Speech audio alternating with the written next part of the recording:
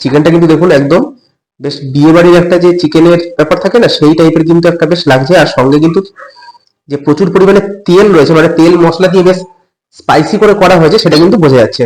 Good morning. অনেক দিন পর আবার একটা ভিডিও নিয়ে আপনাদের সামনে। হ্যাঁ, অনেকগুলো দিন কেটে গেছে। মেনলি মানুষের প্রবলেমের তো শেষ নাই।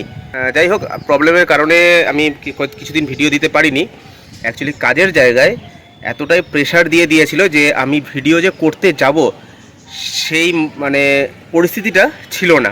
অনেক দিন হয়ে গেছে আমি ভিডিও করতে যেতে পারছিলাম না, কেননা ডবল ডবল করে ডিউটি করতে হচ্ছে। মানে অনেকের ধারণা থাকে না যে যারা সেন্ট্রাল গভর্নমেন্টে চাকরি করে বা যারা গভর্নমেন্ট সার্ভিস করে তাদের কোনো রকম কোনো প্রেশার নাই, তারা রিল্যাক্সে যায় আসে কাজ করে, কিন্তু সেরকম নয়।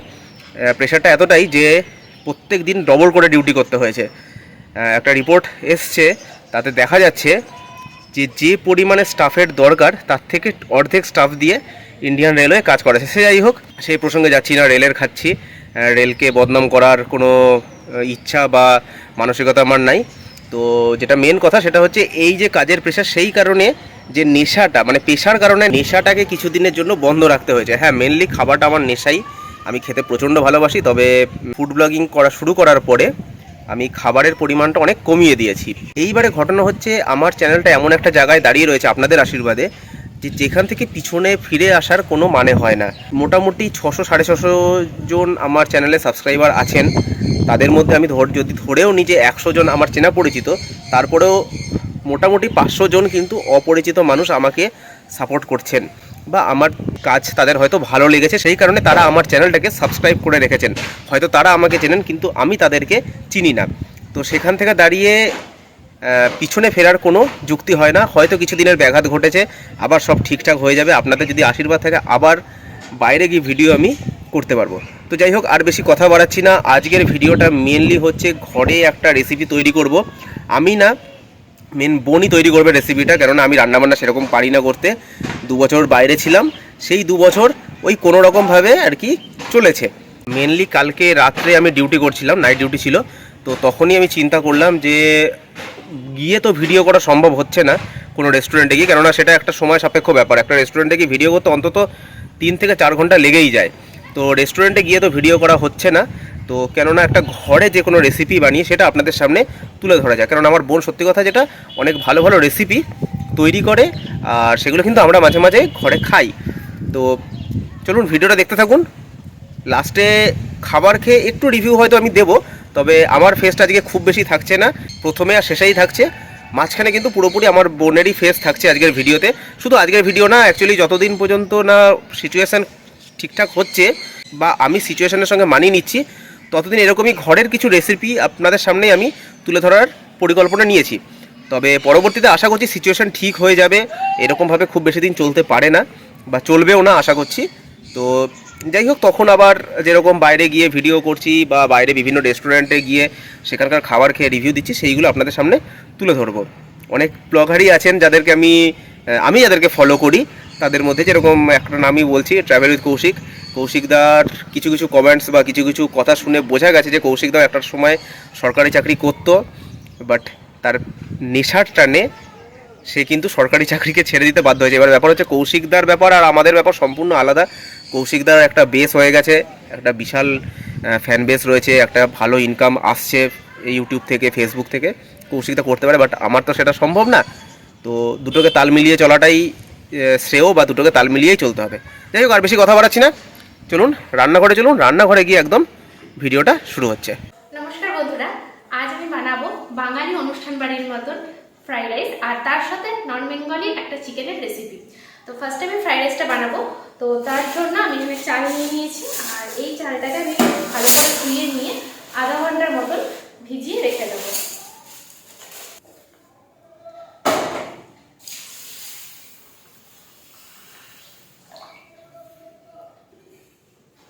এটাকে ভালো করে হালকা হাতে ধুয়ে নিতে হবে, তারপর এটাকে আধা ঘন্টার মতন আমি ভিজিয়ে রেখে দেবো।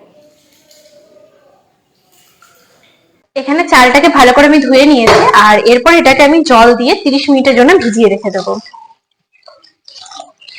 আর এরপর ফ্রাইড রাইস করার জন্য যে ভেজিটেবল গুলো রয়েছে ওগুলোকে আমি ভেজে নেব। তো সেগুলোকে আমি আগে থেকেই কেটে রেখেছি। আর এই যে এখানে নিয়েছি গাজর, সামান্য ফুলকপি, এখানে বিনস আর ক্যাপসিকাম আর এখানে সামান্য কাঁচা লঙ্কা নিয়েছি। এখানে ভালো করে কড়াই গরম হয়ে গেছে। এরপর আমি এখানে দিয়ে দেবো সাদা তেল।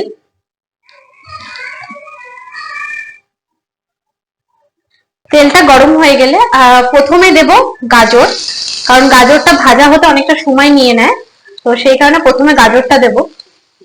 এদিকে সবজিটা ভাজা হতে হতে আমি এখানে বসিয়ে দিয়েছি গরম জল, আর এর মধ্যে আমি চালটাকে আগে সেদ্ধ করে নেব। তো গরম জলের মধ্যে আমি প্রথমে দেব নুন। নুনটা আমি একটু বেশি করেই দেব, যাতে আর পরে ভাতে নুন দিতে না হয়, সেই মতনই নুনটা দেব। আর যেখানে এখানে 30 মিনিট ধরে যে চালটাকে ভিজিয়ে রেখেছিলাম, সেই চালটাকে আমি আস্তে আস্তে এর মধ্যে দিয়ে দেব।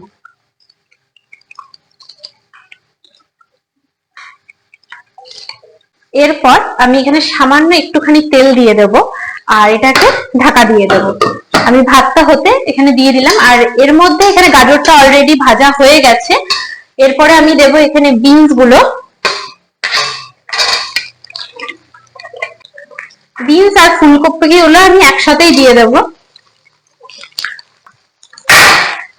আর এর মধ্যেও দিয়ে দেব সামান্য নুন।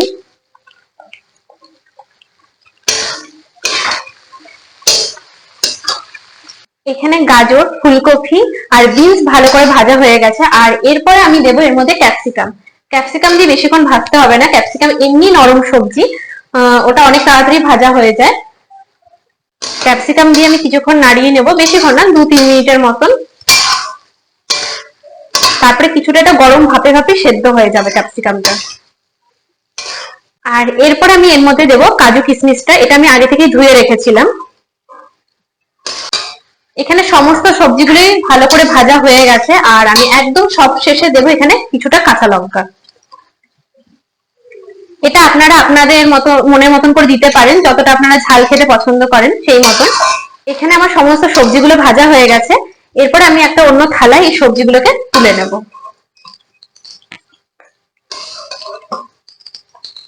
এখানে সবজিটা ভাজা হতে হতে আমাদের ভাতটা হয়ে গেছে। আর ভাতটা পুরোপুরি 100% বয়েল করব না, তাহলে পরে ঘেটে যাবে, তো সেই কারণে 90% মতন বয়েল করে আমি ভাতটাকে তুলে নেব। আমি একটা ছাঁকনির সাহায্যে ভাতটাকে আমি পুরো তুলে নিচ্ছি।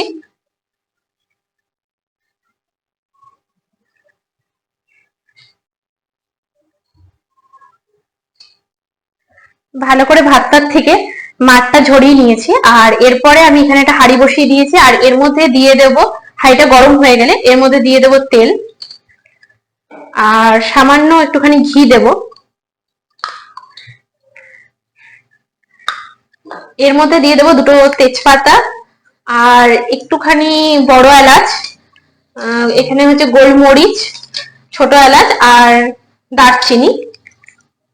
এটা দিয়ে ভালো করে একটুখানি নাড়িয়ে নেব।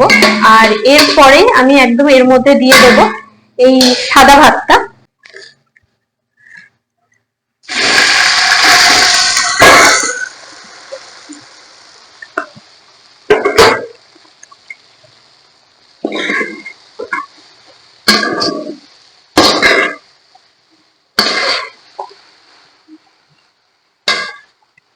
এরপর দেব সামান্য চিনি,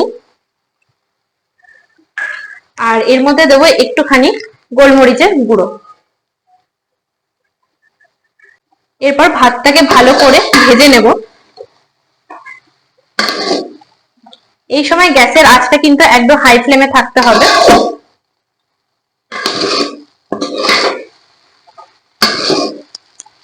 ভাতটাকে অল্প একটু সময় ভেজে নেওয়ার পর যে সবজিগুলো আগে থেকে ভেজে রাখা হয়েছিল ওগুলোকে আমরা দিয়ে দেবো এর মধ্যে।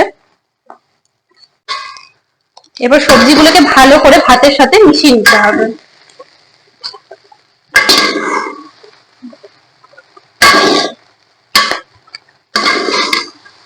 এরপর আমাদের ফ্রাইড রাইস কিন্তু পুরোপুরি রেডি হয়ে গেছে। এই সময় একবার আপনারা চেক করে নেবেন যে নুনটা ঠিক হয়েছে কিনা, নাহলে এর মধ্যে অল্প একটুখানি নুন দিয়ে দেবেন। আমি যেহেতু আগে থেকে ভাতের মধ্যে নুন দিয়েছিলাম, প্লাস সবজি ভাজার সময় নুন দিয়েছিলাম, তো সেই কারণে আর নুন দিলাম না। দেখলেনই তো আমাদের ফ্রাইড রাইস পুরোপুরি রেডি হয়ে গেছে। আর ফ্রাইড রাইসের সাথে খাওয়ার জন্য আমি বানাবো চিকেন চাঙ্গেসি। তো তার জন্য ফার্স্ট আমি এখানে চিকেন নিয়ে নিয়েছি, আর আমি এটা স্কিন সমেত চিকেন নিয়েছি। আপনারা আপনাদের ইচ্ছা মতো নিতে পারেন। এটা আপনারা হাড় সমেত বা হাড় ছাড়া দু রকমেরই করতে পারেন। তো এটা আমি ফার্স্টে চিকেনটাকে ম্যারিনেট করে নেব। তো তার জন্য আমি এখানে একটা মশলা নিচ্ছি। এখানে কিছুটা নিচ্ছি আমি হলুদ গুঁড়ো, এটা কাশ্মীরি লঙ্কার গুঁড়ি, দেব সামান্য জিরে, ধনে, আর এখানে 2 চামচের মতন আদা রসুন বাটা, আর এরপর দেব কিছুটা টক দই। এই সমস্ত কিছু দিয়ে এবার আমি চিকেনটাকে মাখিয়ে 30 মিনিটের জন্য রেখে দেবো।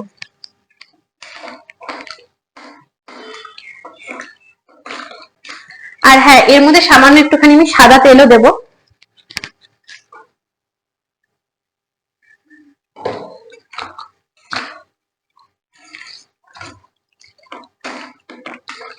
আমার এটা ভালো করে মাখানো হয়ে গেছে, এটাকে আমি 30 মিনিটের জন্য রেস্টে রেখে দেবো। এরপরে আমরা চিকেন চাঙ্গেসের যে গ্রেভিটা হবে ওটা রেডি করে নেব। তো তার জন্য এখানে কড়াই বসিয়ে নিয়েছি, আর এর মধ্যে সাদা তেল দিয়ে নিয়েছি, এটাকে কিছুটা গরম হতে রেখে দিয়েছি। আর এর মধ্যে দেব একদম ঝিরিঝিরি করে কেটে রাখা পেঁয়াজ। এখানে পেঁয়াজটাকে ভালো করে ভেজে নিতে হবে, যতক্ষণ না পেঁয়াজটার মধ্যে হালকা লাল লাল ভাব আসছে ততক্ষণ পর্যন্ত। এখানে গ্রেভির পেঁয়াজটা ভাজা হতে হতে ততক্ষণে আমরা এখানে একটা তাওয়া বসিয়ে নিয়েছি, আর এর মধ্যে যে চিকেনটা আমরা ম্যারিনেট করে রেখেছিলাম ওটাকে আমরা দিয়ে দেব। এখানে একদম শুকনো তাওয়ার মধ্যেই দেব। আর এই সময় কিন্তু গ্যাসের ফ্লেমটা একদম হাই রাখতে হবে।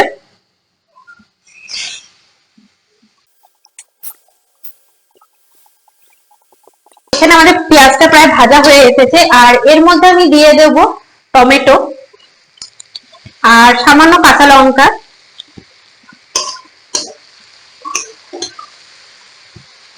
আর যাতে টমেটোটা তাড়াতাড়ি করে একদম গলে যায় সেই কারণে এর মধ্যে আমি দিয়ে দেবো কিছুটা নুন। আর এর মধ্যে আর দেবো হচ্ছে এখানে হলুদ গুঁড়ো আর কাশ্মীরি লঙ্কার গুঁড়ো, আদা রসুন বাটা,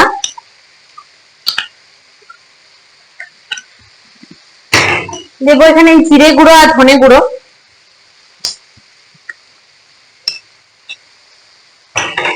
এরপর ভালো করে মশলাটাকে কষিয়ে নিতে হবে।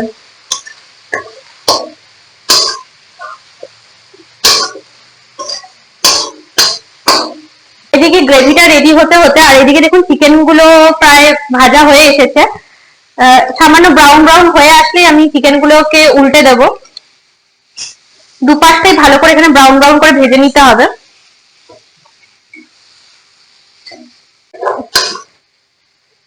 আর এখানে অলরেডি গ্রেভি টমেটো গুলো গলে গেছে, আর এরপর এটাকে আমি একটা মিক্সারে ট্রান্সফার করে দেবো, এটাকে ভালো করে পেস্ট করে নেবো। আর এই চিকেন গুলো রেডি হয়ে গেছে, তো এগুলোকে আমি একটা থালায় তুলে নিচ্ছি।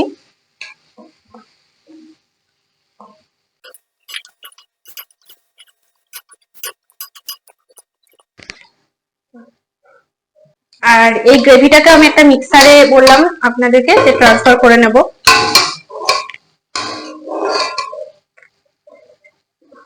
এরপরে ভালো করে মশলাটা পেস্ট করে নিয়েছি। এরপরে আবারও আমরা কড়াইটাকে একবার গরম বসিয়ে দেব, আর এর মধ্যে দেব সামান্য আবারও সাদা তেল, দেব এক টুকরো মাখন। তেলটা ভালো করে গরম হয়ে গেলে এর মধ্যে দিয়ে দেবো গোটা গরম মশলা, যার মধ্যে আছে তেজপাতা, দারচিনি, ছোট এলাচ, জয়িত্রী আর বড় এলাচ একটা, আর সামান্য গোলমরিচ, লবঙ্গ আর জিরা।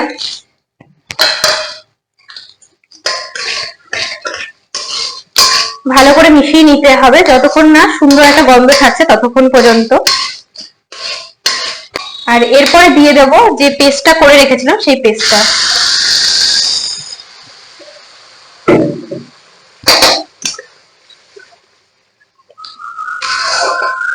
এরপর মশলাটা থেকে যখন তেল ছেড়ে আসবে সেই সময় আমরা এর মধ্যে অ্যাড করব কিছুটা ঝাল লঙ্কার গুঁড়ো।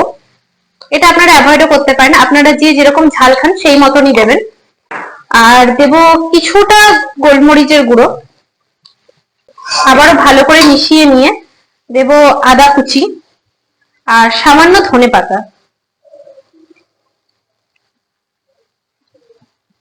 আর এরপরে দেবো যে চিকেন গুলো আগে থেকে ভেজে রেখেছিলাম, ওই চিকেন গুলো আমরা এর মধ্যে দিয়ে দেবো।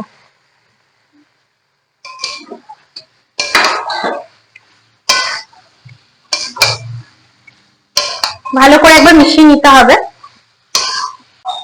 আর এর মধ্যে দিয়ে দেবো মিক্সার গ্রাইন্ডার যে মশলাটা পেস্ট করেছিলাম, সেই মিক্সার গ্রাইন্ডার ধোয়াই জলটা আমি এর মধ্যে দিয়ে দেবো।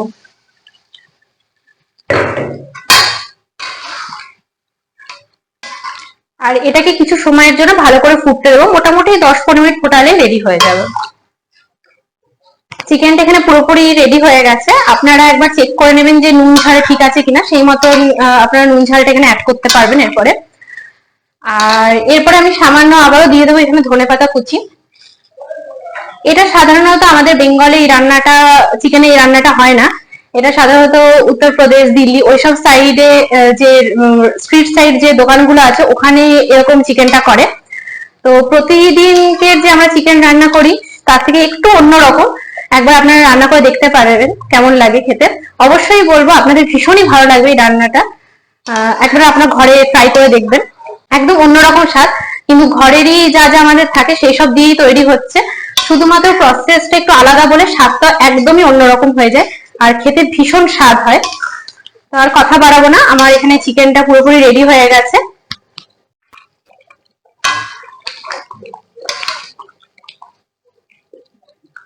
তো রান্না বান্না তো দেখলেন, এইবারে নিয়ে নিয়েছি ওই রান্না করা যে ফ্রাইড রাইস আর হচ্ছে চিকেন চাঙ্গেসি। বেশি নিইনি, আমি 2 পিস নিয়েছি জাস্ট টেস্ট করার জন্য, আর অল্প একটু ফ্রাইড রাইস নিয়েছি, আর সঙ্গে রয়েছে হচ্ছে স্যালাড। ফ্রাইড রাইসটা নিয়ে নিই। ফ্রাইড রাইসটাতে যে পরিমাণে ভেজিস টেজিস যেগুলো ছিল সেগুলো তো আপনাদের সামনে আগেই তুলে ধরা হয়েছে। আর এখান থেকে আমি একটা চিকেনের পিস তুলে নিই। চিকেনটা কিন্তু দেখুন একদম বেশ বিয়ে বাড়ির একটা যে চিকেনের ব্যাপার থাকে না, সেই টাইপের কিন্তু একটা বেশ লাগছে। আর সঙ্গে কিন্তু যে প্রচুর পরিমাণে তেল রয়েছে, মানে তেল মশলা দিয়ে বেশ স্পাইসি করে করা হয়েছে, সেটা কিন্তু বোঝা যাচ্ছে। একটু ঝোল নিয়ে নিই।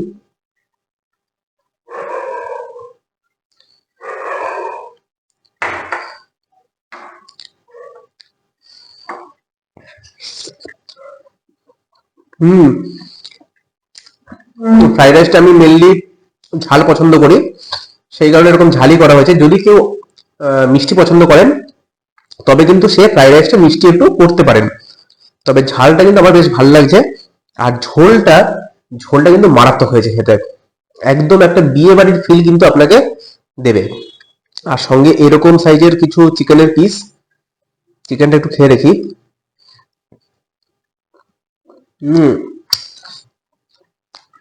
চিকেনটা না কিছুটা সেই আমাদের এমনি চিকেনের যে ঝোল সেই টাইপেরই, তবে তার মধ্যে কিছুটা ওই বিয়ে বাড়ির যে ফিল রয়েছে সেটার জন্য চিকেনটা একটু অন্যরকম লাগছে। আলটিমেট কম বেশি সেই একই জিনিস, হয়তো নামটা খালি পরিবর্তন।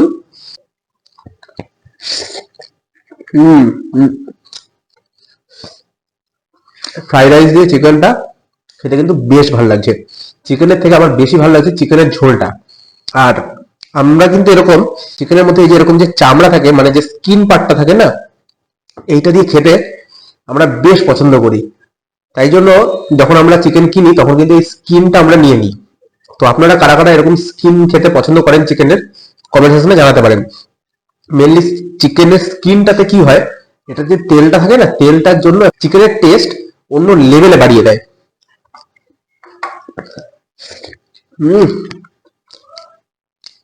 এই স্কিনটা একদম মারাত্মক লাগে খেতে। যাই হোক, আজকের ভিডিও আর বেশি বড় করছি না, জাস্ট টেস্ট করে আপনাদের সামনে তুলে ধরাটাই উদ্দেশ্য ছিল যে খেতে কিরকম। রান্নাটা তো আপনারা এর আগেই দেখে নিয়েছেন, তো আপনারা ঘরে একবার রান্না করে খেতে পারেন, আশা করছি ভালো লাগবে। আর রেস্টুরেন্টে গিয়ে হবে, সেটাও হবে। একটু প্রবলেম চলছে, সেই প্রবলেমগুলো আশা করছি আপনাদের আশীর্বাদে মিটে যাবে।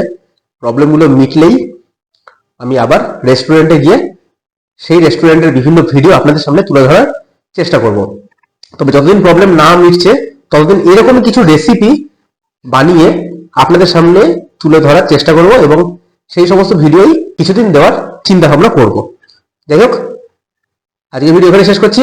দেখা হচ্ছে অন্য কোনো দিন, হয় রেস্টুরেন্টে গিয়ে, নয়তো অন্য কোনো নতুন রেসিপি নিয়ে।